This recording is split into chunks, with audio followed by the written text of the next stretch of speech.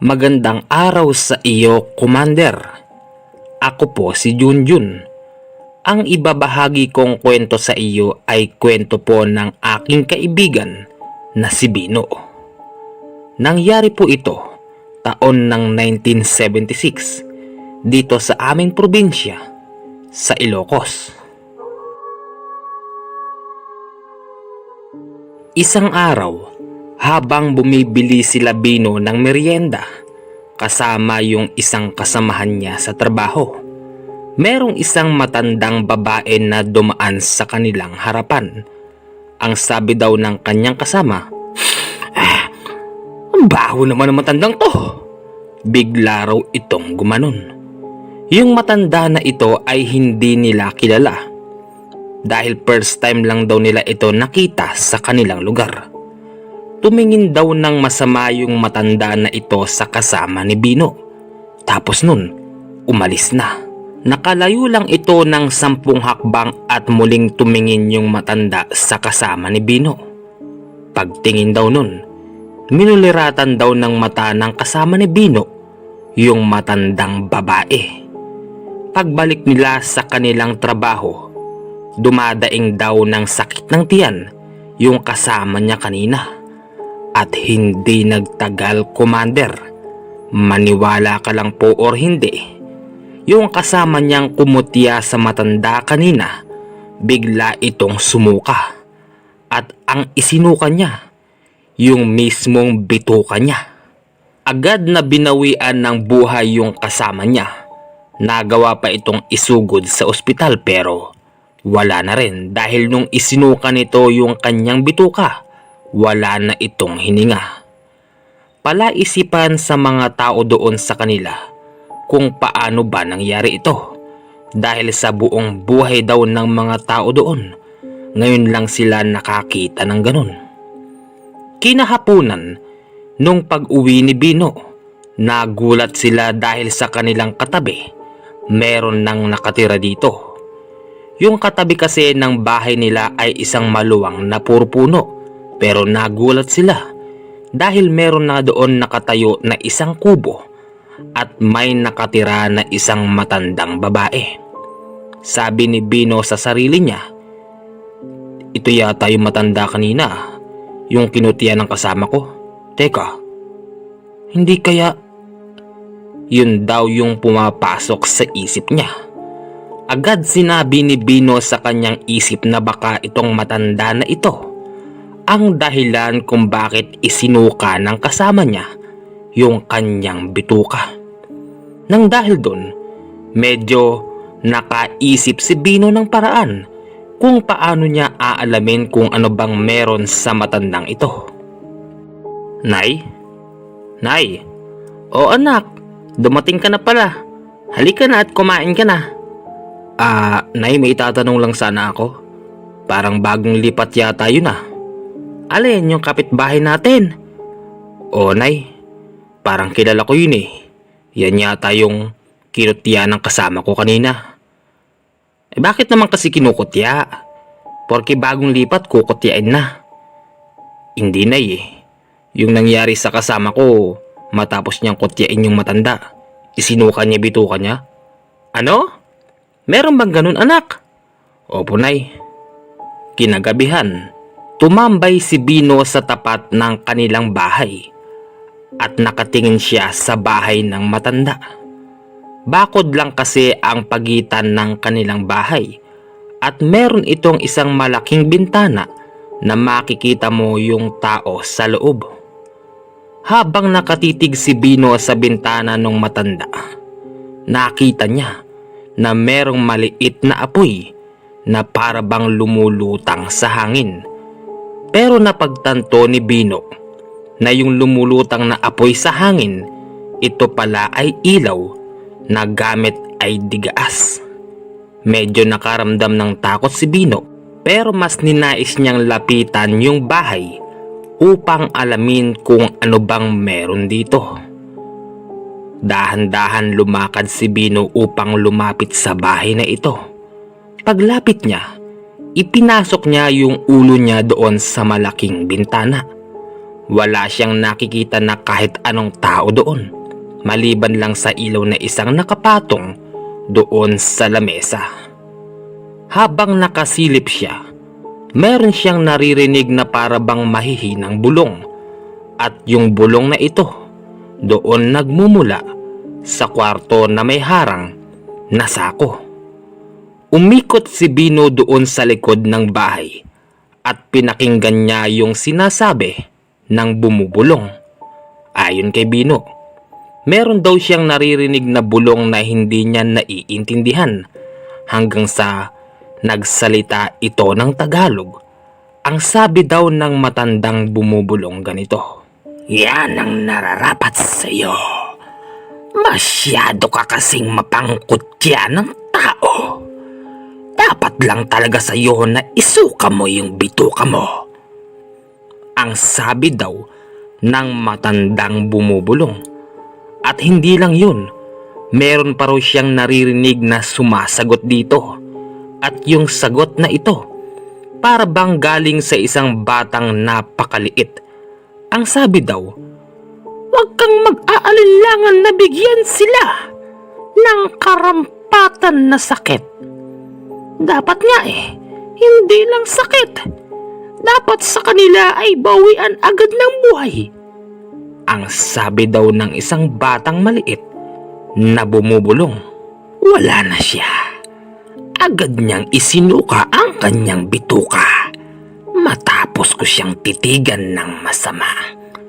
Yan ang nararapat sa mga taong masyadong mababa ang tingin sa mga katulad natin. Tama lang yun. Hindi siya dapat nabubuhay. Kung iniisip nila na sila lang ang dapat mabuhay sa mundo, nagkakamali sila.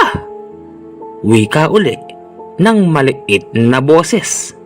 Sa mga oras na ito ay napagtantunan ni Bino kung ano bang meron sa matanda. Ang iniisip na lang ni Bino kung saan ba nanggagaling yung maliit na boses na sumasagot sa matanda. Agad na umuwi si Bino sa kanilang bahay. Halos hindi siya makapaniwala sa kanyang mga narinig. Sa kanyang pagtulog ay napanaginipan niya na meron daw isang matanda na nasa tabihan niya at bumubulong ito. Ang sabi daw, "Ikaw na ang isusunod ko. Isang malaking kamalian yung ginawa mo kanina. Akala mo ba hindi kita nakita? Akala mo bang hindi ko alam na andoon ka habang nagkukwentuhan kami ng alaga kong duwende?" Pagtapos nun, agad nagising si Bino at pawis na pawis. Hindi na nakatulog si Bino ng gabing iyon, kaya madilim-dilim pa lang bandang 4:00, bumangon na si Bino. Nakita niya ang kanyang ama na gumagayak na. Pupunta kasi ito sa trabaho. Yung nanay naman niya, hindi pa bumabangon. Ang sabi ni Bino sa kanyang ama, "Tay, kilala niyo ba yung bagong lipat doon? Hindi ko gusto yung nararamdaman ko sa matandang yun." Ang wika daw ni Bino sa kanyang ama. Ang sagot naman nito, "Anak, alam mo, sa tanda kong ito, ngayon pa lang din ako nakaramdam ng ganyan. Aba ilang kapitbahay na natin ang tumira dyan, pero kakaiba ito Mukhang may hindi tama." "Oo nga tay Sa palagay niyo tay, anong meron doon sa matandang yun?" "Ewan ko ba anak, pero ang mas mainam siguro mag-ingat na lang tayo." Tapos nun, nagpaalam na ang kanyang tatay. Pagsikat ng araw, yung nanay niya nagwawalis sa kanilang bakuran. Tapos yung matanda sa kabila, nagwawalis din daw ito habang kumakanta pa. Nagawang batiin ng nanay ni Bino yung matanda sa kabila. Magandang umaga po. Bagong lipat po yata kayo dito sa malapit sa amin?" Ang sabi daw ng nanay ni Bino. Sumagot naman yung matanda. Ang sabi, Bagong lipat nga po ako rito. Ano pong pangalan po nila? Nagpakilala yung nanay ni Bino at nagpakilala din yung matanda, pero hindi ko na lang sasabihin, Commander, yung pangalan ng matanda. Base kasi sa manggagamot na nilapitan namin, masama raw banggitin yung pangalan ng matanda. Baka raw kasi kami ang balikan nito. Kinahapunan, pag uwi ni Bino galing sa trabaho, nagulat siya dahil yung matanda na yun andoon sa teres ng kanilang bahay habang kausap yung kanyang nanay. Naisa ng palayasin ni Bino yung matanda pero hindi niya ito magawa. Ang naririnig ni Bino sa pinag-uusapan ng kanyang nanay at yung matanda, ganito, Commander. Ang sabi ng aking nanay, sino pong kasama niyo po dyan? Bakit po nag-iisa lang po kayo? Hindi po ba delikado sa matanda yung nag-iisa lang dyan? Ayos lang naman ako dito. Mas gusto ko nga yung nag-iisa ako. Ayoko kasi may kasama. Baka mamaya makaabala lang ito sa mga ginagawa ko. Ganun po ba? Ano po bang ginagawa po nila araw-araw? Ako kasi, nang dahil sa matanda na ako, ayoko nang may kahalo sa aking higaan o kaya sa aking bahay. Ayoko kasing pangdirihan ako ng mga anak ko. Mas nanaisin kong mabuhay mag-isa. At sa bakuran aking titiran, araw-araw akong magtatanim dito ng halaman upang meron akong libangan. Ayos po yan. Para hindi na kayo naboboring, di ba po? Siyempre naman, mabuti naman at kahit paano, meron na akong nakakausap dito at ikaw yun. Andito na po pala anak ko. Anak, Bino, siya nga pala si Aling Dilayda, bagong kapitbahay natin. Pasensya ka na, Commander, kung binigyan ko ng pangalan yung matanda pero hindi ito yung tunay na pangalan nun. Magandang hapon po. Bagong lipat po yata kayo? Oo, iho. Bagong lipat lang ako dito. Ano nga ang pangalan mo? Ako po si Bino. Bino? Napakagandang pangalan. Sumesenyales sa isang batang napakasipag. Maraming salamat po. Sige po, tutuloy na po ako sa loob. Sige bata, magbihis ka na. Baka mamaya pagod na pagod ka. Kailangan mo nang mamahinga. Biglang tumawa ng ganon yung matanda at lumabas yung ipin nito. Sa magkabilang gilid ng kanyang ipin ay sobrang itim nito. Kaya medyo nakaramdam ako ng takot. Nung nasa loob na ako ng aming bahay, tinawag ko kunwari ang aking nanay upang merong itanong. Pero ang katotohanan, ang itatanong ko kung ano ba ang ginagawa ng matanda na ito sa aming bahay at kung bakit pinapasok ito ng aking nanay. Nay? Nay? O anak, bakit?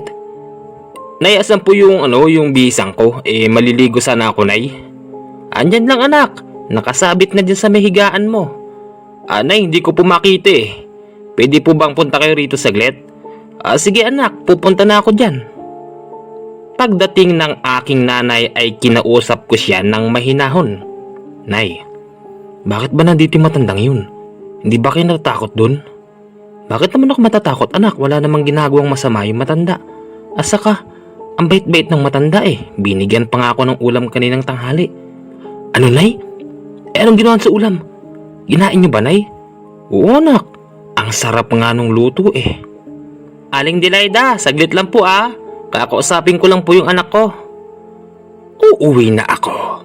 Medyo gabi na rin kasi Magluluto pa ako ng kakainin ko. Sige, uuwi na muna ako at baka naaabala ko na kayong magnanay. Ang sabi nung matanda. Pag alis nun, agad isinarado ni Bino yung kanilang pintuan at saka kinausap uli yung kanyang nanay. Nay, huwag niyo nang pinapapasok dito yung matandang yun.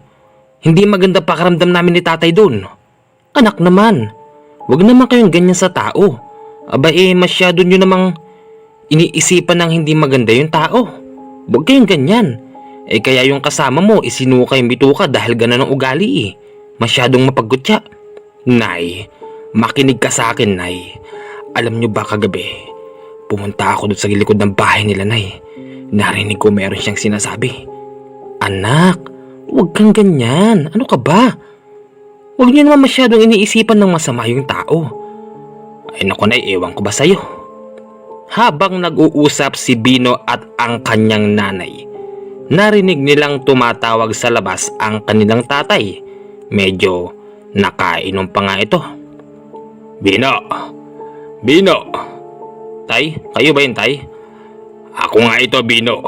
Buksan mo nga yung pinto, lintig na. Bakit ba sinasarado nyo to, ha? Tay, sige po, bubukas ko na. Pagbukas ni Bino ng pintuan, nakita niya yung kanyang ama, lango sa alak. Bakit nyo ba sinasarado, ha? Saka, ang aga-aga pa. Natutulog na ba kayo magnanay? Ikaw naman, uuwi ka lasing, saka ka mag-iingay. Bakit ba kasi nakasarado yung bahay, ha? Aba sa unang pagkakataon, ngayon ko lang nakitang sinarado ng gantong oras yun, ha? Ito kasing anak mo biglang isinara. Tay, isinarado ko kasi at yung kapitbahay natin nakatingin kasi rito. Yung kapitbahay? Yung matandang yun? Kung gusto mo anak sunugin kay bahay nun ngayon Tay, wag. Wag, Tay. Baka mamaya matulad tayo dun sa may katrabaho ko. Isinukay bito ka. Bakit? Ano bang meron sa matandang yan? Sandali sandali. Kukunin ko lang yung baril ko. Hoy! Ikaw matanda ka. Balita ko mangkukulam ka. Lumabas ka nga dyan at puputukan kita. Tay! Tay! Wag, Tay! Wag kayong gumanyan, Tay! Anong wag? Sabi mo mangkukulam itong matandang ito Hoy! Lumabas ka nga dyan, matanda ka. At nang makita mo sinong tinatarantado mo dyan. Habang nagagalit ang ama ni Bino, hindi naman kumikibo yung matanda.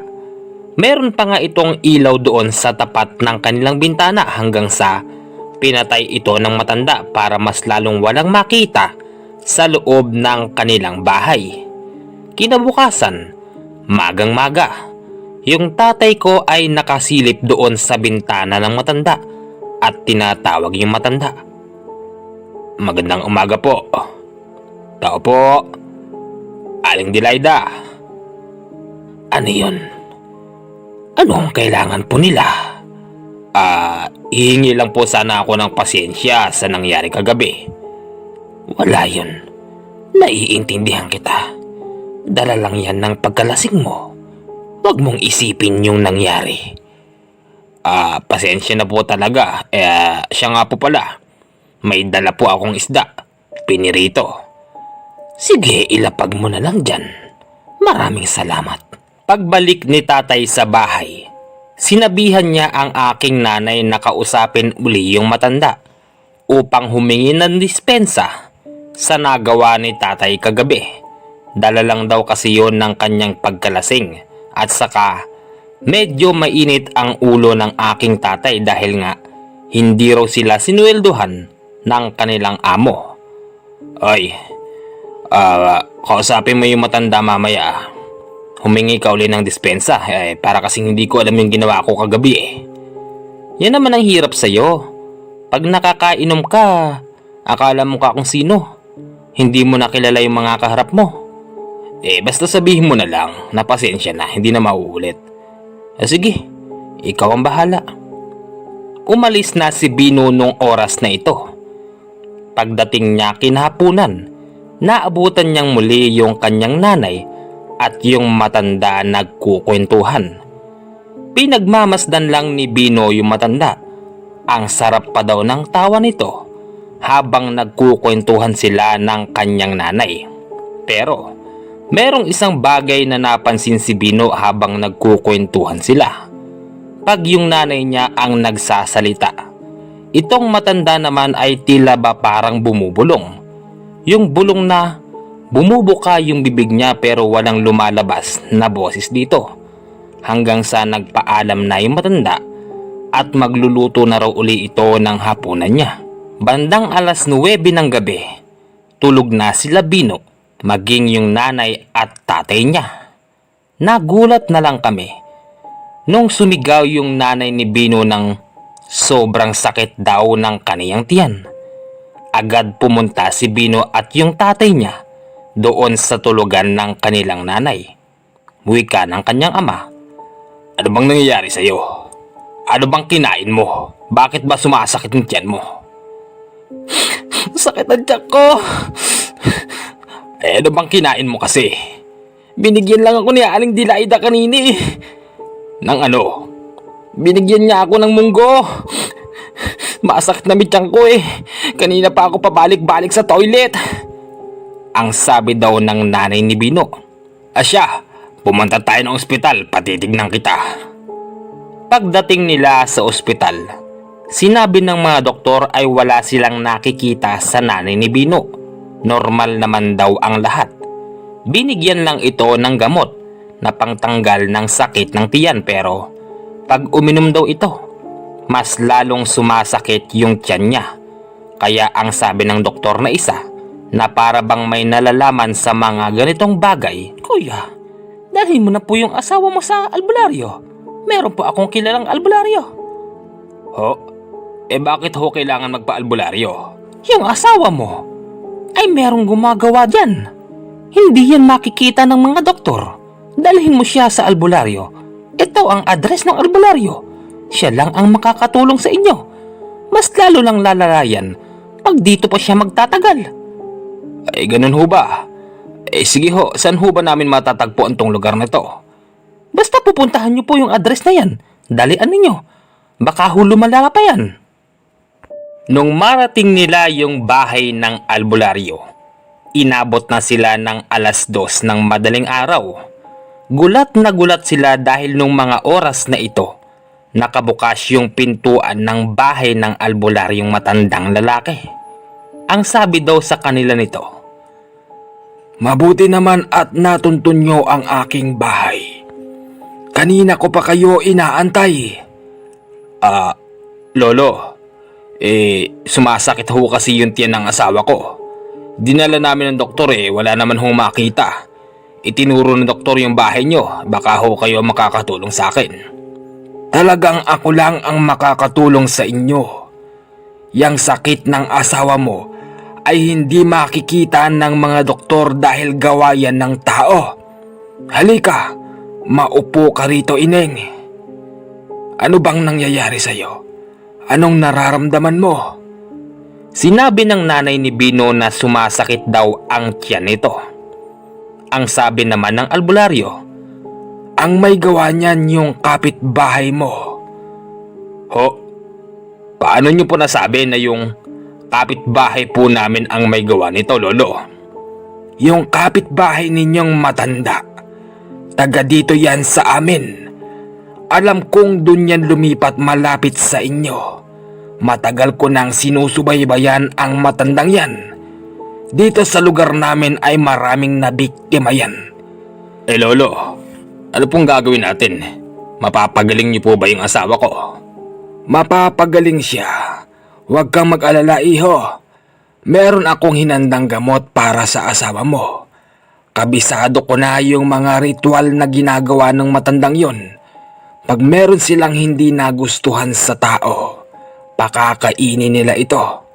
At ang masama dyan, yung ipapakain ng matandang ito ay merong ritual galing sa kaibigan niyang duwending itim. Eto, inumin mo ang langis na ito.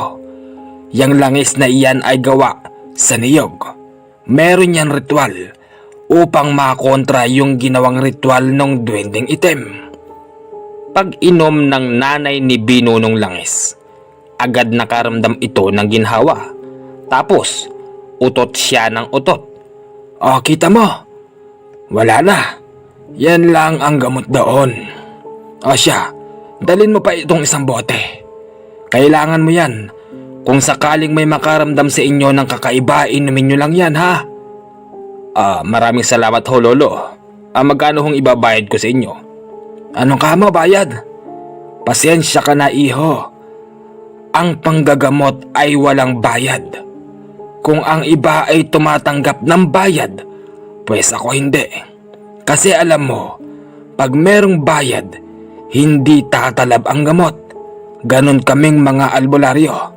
Sige na, madaling araw na makakauwi na kayo. Kayo lang ang inaantay ko kaya hindi pa ako natutulog. Sigurado ho ba kayo, Lolo, na wala ho itong bayad? Wala iho. Sige na, umuwi na kayo. Paglabas nila Bino sa bahay ng albularyo, sasakay na sana sila sa tricycle na kanilang inarkila pero halos hindi sila makalapit sa tricycle kahit kinakawayan na sila ng driver. Meron kasing nakikita sila Bino na nakatayo na isang matandang babae sa likod ng tricycle. Nakasuot ito ng purong itim tapos kulubot yung mukha nito. Wika pa daw nung driver ng tricycle. Pumunta na raw sila doon dahil aabutin na sila ng liwanag bago sila makauwi. Hindi naman maintindihan ng tricycle kung ano ba yung tinuturo nila Bino.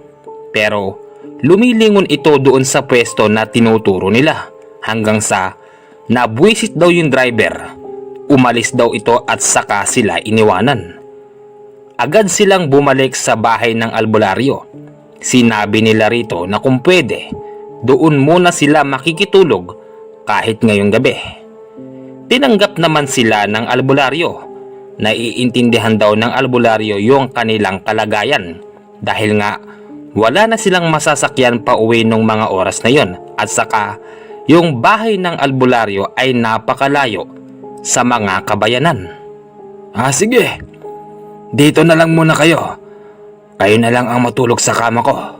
Nararamdaman ko kasi nariyan yung matanda sa labas. Ako nang bahala rito. Kung sakali kayo na rin ang bahala sa akin. Pag ako ang natalo, ipalibing nyo na lang ako. Kuya, wag naman ho kayong gumaganyan.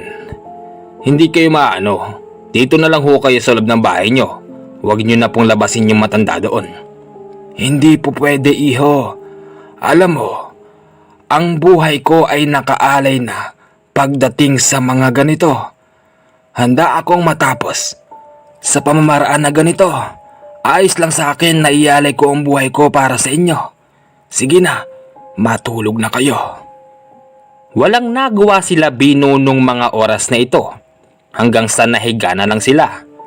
Pero si Bino, hindi siya natulog at pinakikiramdaman kung ano ba ang mangyayari. Lumabas si Bino bandang 3:30 ng madaling araw. Nakita niya yung matanda. Nakatayo ito doon sa labas ng kanyang bahay. Tapos, andoon din yung isang matandang babae na si Aling Deliada. Ikaw talagang matanda ka. Kahit saan ka pumunta, hindi pa rin natitigil ang panghahamak mo sa mga tao. Ngayon, kung hindi pumunta sa akin ang mag-anak na ito, paniguradong binawian na ng buhay yung babae. Ano bang kasalanan nila sa iyo, ha? Ang sabi raw ng matanda. Sumagot naman yung matandang babae. Ang kasalanan nila sa akin ay hindi ko mapapatawad. Pinagbantaan nila ang aking buhay dahil yung kanilang padre di pamilya. Muntik na akong barilin. Yun lang ba? Hindi ka naman binarili. Bakit mo tinuluyan? Yung ginawa ko sa kanila ay konti lang. Mahina lang yun. Kahit na, hindi dapat ganon. Ngayon naririto sila sa aking bahay, susundan mo ba? Anong akala mo? Pababayaan ko sila? Kagaya ng dati, handa akong ialay ang aking sarili. Maipagtanggol lang yung mga taong inaapi mo. Ako ang inapi. Kaya karapatan kong gumante. Masyado talagang mababaw ang utak ninyong mga mangkukulam. Sige, total naririto ka lang din naman. Kung gusto mo ngayon na tayo magtapos. At saka, Tinakasan mo ako eh. Bakit kailangan mong lumipat ng kabilang bayan upang doon ka manggulo? Wala na yun. Wala ka na doon, matanda ka. Kung gusto kong gumawa ng hindi maganda sa mga tao, masyado nilang inaapi yung mga katulad ko. Kahit saan ka lumipat, kung ganyan ang ugali mo, marami kang makakalaban ng mga tao. Biglang bumalik si Bino sa higaan at sinabi ni Bino sa kanyang ama yung kanyang mga naririnig. Tay, gising tay. Bino, ano ba? Abi, ng oras na matulog ka na nga. Hindi tay, yung matandang albularyo at saka yung matandang magkukulam, ando sa labas, nag-uusap sila tay. Ano? Pumunta rin sa labas yung tatay ni Bino at kinausap yung matanda. Lolo, ano ho bang ginagawa niyo po dyan gabi na? Madaling araw na ho pala. Pumasok na ho kayo rito. Tay, hindi mo ba nakita yung nasa harapan ng matanda? Andun yung matandang babae, yung mangkukulam, tatay. Ano? Ay wala naman Hindi ko nakikita. Nagulat yung tatay ni Bino dahil biglang sumagot yung matandang babae. Andyan pala kayo. Bakit ho hindi kayo umuwi sa bahay ninyo? Teka, nariyan ho pala kayo, Aling Dilaida. Bakit hindi ko ho kayo napansin kanina? Madilim kasi sa pwesto ko, kaya hindi mo ako nakita. Bakit sinusundan niyo ata kami? Hindi ko kayo sinusundan. Dinalaw ko lang ang kaibigan kong albularyo. Nagkataon naman na naririto rin pala kayo. Oo kasi yung asawa ko, sumakit ho yung tiyan. Ganun ba? Sige, matulog na kayo. Madaling araw na, may trabaho pa kayo bukas. Pagputok ng araw, kumuha ng tricycle sila Bino at umuwi sa kanilang bahay. Pagdating nila doon, gulat na gulat sila Bino dahil yung bahay nila nakabukas at yung mga gamit nila ay sabog-sabog. Napansin ng nanay ni Bino bakit yung mga ibang damit nito ay wala. Wala rin yung ibang damit ni Bino, maging yung mga damit ng kanyang ama. Kaya ang duda ng tatay ni Bino, baka raw pinasukan ng magnanakaw yung kanilang bahay. At saka, sino naman daw ang magnanakaw sa kanilang bahay? Dahil sa tagal na nila doon, kilalang kilala sila ng mga tao dito. Lintik, sinong kaya magnanakaw dito? Malaman ko lang kung sino yon, may kalalagyan sa akin. Ang wika raw ng tatay ni Bino habang galit na galit ito. Bino, Tay? walang nawala sa mga pera natin. Yung mga gamit lang natin ang nawala. Duda ako Hindi kaya si Aling Dilaida kumuha ng mga gamit natin? Ewan ko lang, tay. Yung ama kasi ni Bino, ang alam niya sa mga ganong klase ng tao, pag sa oras yung mga gamit nito ay niritwalan, siguradong may mangyayari sa kanila ng masama. Kaya ang sabi pa ng tatay ni Bino, hindi pwede ito.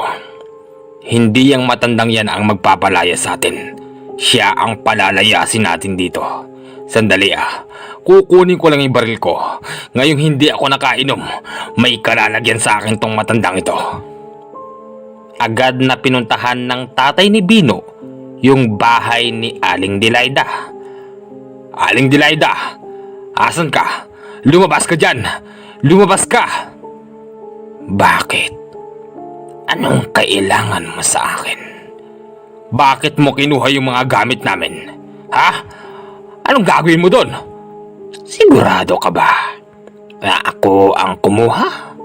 Baka naman pinasukan kayo ng mga magnanakaw. Hindi Kung magnanakaw ang papasok sa bahay namin, bakit hindi kinuha yung mga pera namin? Siguraduhin mo lang yung mga pagbibintang mo. Baka mamaya kung anong mangyari sa iyo. Ingat ka. Oo, kilala ka na namin, Aling Dilaida. Dahil yung pinuntahan namin kagabi ay isang manggagamot. Alam na namin kung ano ang likaw ng bituka mo. Ayun naman pala eh. Bakit nagtataka ka pa? Walang yakang matanda ka. Papatayin kita. Agad binaril ng tatay ni Bino si Aling Dilaida. Pero ang pinagtataka ng tatay ni Bino, naubos lang yung kanyang bala. Hindi tumatama yung bala doon sa matanda. Bukod pa doon, sa balikat ng matanda ay meron siyang napansin na nakaupo. Para daw itong isang bagay na maliit na gumagalaw. At nakikita niya na parabang ito ang sumasangga sa bala na pinakakawalan ng tatay ni Bino. Lintik kang matanda ka. Ano yan? Ano yung gumagalaw sa balikat mo? Yan lang naman ang aking alagang duwende. Siya ang sumasalo ng mga walang kwentang pinakakawalan mo. Nang dahil sa wala ng bala yung tatay ni Bino, hinugot nito ang kanyang itak at agad na sinugod yung matandang si Dilaida. Bago ito makalapit, naramdaman ng tatay ni Bino na parabang nanikip yung dibdib nito hanggang sa humawak siya sa kanyang dibdib at nabitawan yung itak hanggang sa bumagsak sa lupa yung tatay ni Bino. Inakala ni Bino na wala na yung matanda dahil natigil yung ingay sa loob ng bahay nito. Pero nung pumasok si Bino dito at saka yung nanay niya, nakita nila na yung kanilang padre di pamilya nakabagsak sa lupa. Tay! Tay! Anong nangyari sa'yo, Tay? Tay! Paulit-ulit na ginigising ni Bino yung kanyang ama pero wala na itong hininga. Yung matanda naman ay hinahanap nila pero hindi na nila ito nakita. Yun ding araw na ito, yung tatay ni Bino ay binurol na sa kanilang bahay. At lahat ng mga dumarating na nakikiisyoso sa patay, tumitingin doon sa bahay ng matanda. Ayon kay Bino, pagtitingin yung mga tao na ito sa bahay ng matanda, para daw silang nahihilo. At yung mga ibang kabataan doon, nagbibiruan pa na pupuntahan daw nila yung bahay ni Aling Dilaida upang sunugin, para daw wala na itong mabiktima. Pero si Bino, paulit-ulit na pinapaalala na wag pupunta sa bahay na yun. Kahit sabihin pang wala na doon yung matanda, baka delikado pa rin daw ito. Nang dumating na yung araw ng libing ng kanyang ama, iyak ng iyak si Bino at hindi matanggap yung pangyayari. Pumapasok din sa isip ni Bino na gantihan yung matanda. Kaya nga lang, saan niya ito hahanapin? Nung mailibing yung tatay ni Bino ay nakatingin siya doon sa bahay ng matandang mangkukulam. Nakaisip ng katarantaduhan itong si Bino, kaya ang ginawa niya, kinuha niya yung isang galon na gasolina. Sinunog niya yung bahay nito. Habang nasusunog yung bahay, dahil sa likod nun ay merong isang puno ng mangga. Pati yung mangga ay nasunog na rin. Ang masama pa nito, nung masunog yung mangga, pati yung bahay, yung may-ari ng lupa ay kinasuhan si Bino sa barangay. Naging depensa naman ni Bino sa barangay. Nagawa niya lang daw yun dahil yung tatay niya kinulam ng matanda doon. Nagtataka naman yung may-ari ng lupa. Sinong matanda ang sinasabi nito? At saka, bakit daw sinunog ni Bino yung kanyang puno ng mangga? Inaanihan daw yon kada taon. Nagtataka rin si Bino kung bakit hindi alam ng may-ari na merong nagtayo doon ng bahay at merong tumira. Base naman sa mga naging testigo na totoong merong tumira doon, kaya nagtataka rin sila kung bakit daw hindi alam nung may-ari na merong tumira sa kanyang lupa. Ang sabi naman ng kanilang kapitan, bakit ba hindi mo alam kung bakit may tumira na sa iyong lupa?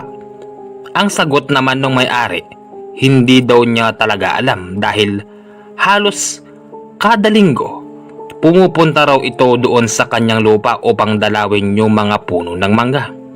Basta wala raw siyang nakita doon na bahay.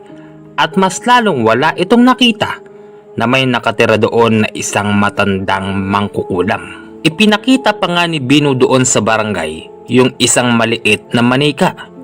Base kay Bino, ito raw yung manika na ginagamit ng matandang mangkukulam pag meron na itong tao na gustong kulamin. Natawa naman yung mga taga-barangay at sinasabi kay Bino na hindi totoong may mangkukulam, pero tuloy pa rin yung kinaso sa kanya at napagkasunduan nila na yung puno ng mangga at yung bunga nito ay kanilang babayaran kada taon. Hanggang dito lang po, Commander JH, ang sulat ko sa iyo. Pasensya ka na dahil medyo malabo yata yung pagkakasulat ko sa iyo. Ikaw na po ang bahalang mag-adjust. Hanggang dito lang po at more power sa iyong channel. Siya nga po pala, palagi po kaming nakikinig sa inyo nila Bino. Gustong gusto po kasi namin yung boses nyo ni Bino. Kagaya na lang po sa kwento ninyo na Kasendong. Na pag si Kasendong na po ang nagsasalita, Commander, talaga pong hangang-hanga kami sa boses na ito.